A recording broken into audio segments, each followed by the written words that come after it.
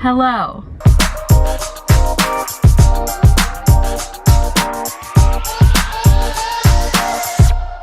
Oh man, so much to talk about, but today I want to talk about what people don't tell you when you join as an agent or a realtor. And maybe I just didn't do enough research. These are things that I didn't know personally, so I'm really just speaking from personal experience. What people don't tell you about real estate.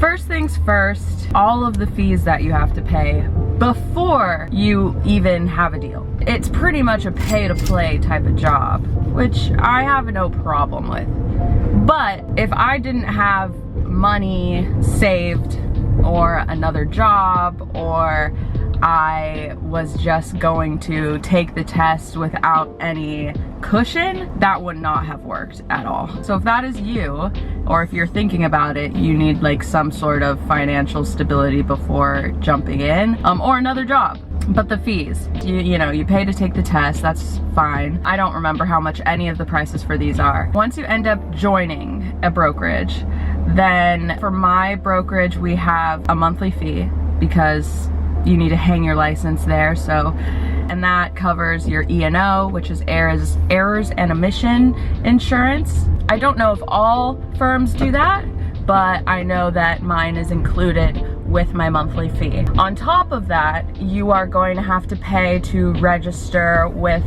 the MLS, which is the multiple listing service, and that is what you use to look up all the deals. This is something I didn't know. So you're gonna have to pay for the MLS, access to it, and there's different ways you can go about that. That is literally just for the website, for the listings, the sales, the what's on the market, and what's been taken off the market. But on top of that, typically you have to be registered with a local realtor, what do you call it, fraternity, sorority, if you want to call it, for lack of better words. It's pretty much what it is. It's all really just a money-making Ponzi scheme, in my mind. Hey, it keeps people employed and it makes people money and it keeps the economy going, so you know, what can I really say? For example, I have access to the MLS through my local little agency, which is called GLAR, Greater Los Angeles Realtors, but they also have ones like PWR, which is Pacific Western Realtors. They have one for the South Bay, which is like whatever, Manhattan Beach and Hermosa Beach and all of that. So you kind of have to be a part of this little group of your county or community, and then you pay for that membership as well. So you're paying for a membership just for the website, and then you're paying for a membership because it's best to be a realtor, because a realtor is actually, you know, a trademarked name, but there's a lot of fees involved. Those are pretty much just the upfront fees that you'll have to pay right away, but they're pretty costly. I mean, if you start in January and you join the MLS and your little gang, then it's like $600, $700 up front, and that could just be the MLS alone, honestly. I really don't remember, but it's a lot. You're paying for shit all the time. So that I did not know. It's all on me for not knowing this stuff, but some of the stuff you just really won't know until you get into the game. Another thing that I didn't know before becoming an agent is you are a conductor. There is an orchestra of people, and you are the go-to manager, but you are not a property manager, because if you overstep that line, you can get your license revoked or you can get into some serious trouble. So there's a difference. We could get into that another time, because there are lines that you just do not cross in your job description that you legally cannot, unless you have a license or certificate to do that. By conductor, I mean you are coordinating with inspectors, you are coordinating with escrow, you're coordinating title, you are making sure that all the public records are in order, you are coordinating with the city, the permits, you are paid. And this is why people pay realtors, just in case anybody who's not one or is like, what do they do? Which I will get into another time. We do a lot. like a lot behind the scenes, and that's pretty much for the convenience and comfort so that your client does not have to do all of that. But it is a lot, and people, let me tell you, everybody is on their own time, everybody's on their own schedule, everybody has a different amount of urgency. That's also why you want to make sure you work with the best people. It's almost like therapists. You need to go through a bunch to figure out who works for you and who doesn't, you know? It's definitely like that with therapy. I've had some horrible therapists.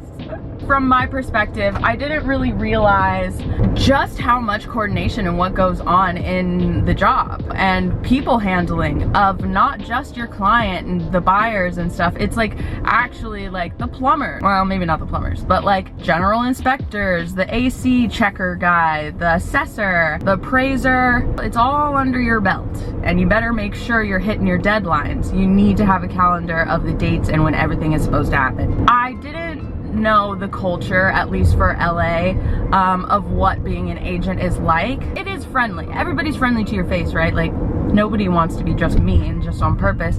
But I would say it's not the most outwardly helpful. I've had jobs, everybody is very helpful, very willing to lend a helping hand, and you know, you can reach out with any questions. Now, granted, I can do that, and I have an amazing support system to do that, but I haven't dealt with anybody that's maniacal, but I've heard stories of schemy, maniacal, evil people in the industry that will do whatever it takes for their client or to get the deal or to tank a deal. So I've never really had that in other jobs, and that was new to me. And this is just my opinion and what I observe, but I think a lot of agents have a scarcity mindset and don't really realize that there is abundance everywhere.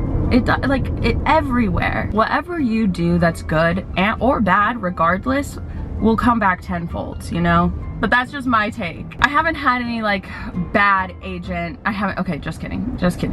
You honestly just have to go about your work as you do who you are. I'll give you an example of where I kind of question my character and if I should have done what agents that I know would have done. There was a buyer that reached out to me and wanted to put an offer in on one of my listings, and her agent wasn't responding. She wanted to put in an offer urgently. Being the person that I am, did not want to take a client from somebody just because they were running late or whatever was going to happen. But I could have amplified her urgency to get the offer in and written the offer and gained her as my client. Instead, I said if she doesn't reach out at 11 a.m. tomorrow, then let's hop on a call and I will help you write that offer, but let's give her some time to respond because maybe she's busy. Her agent ended up responding that morning, and it turns out her agent was in Indonesia. A part of me was like, should I have just taken her and double-ended? But like, at the same time, I just didn't feel that that was right, and it was my gut feeling that that wasn't a nice thing to do. However, other agents would have done it so quick and would have not cared at all and had no regard for anybody's feelings in the workforce because they are in it for themselves. But I just don't operate like that. So that's an example of the difference between some agents and others.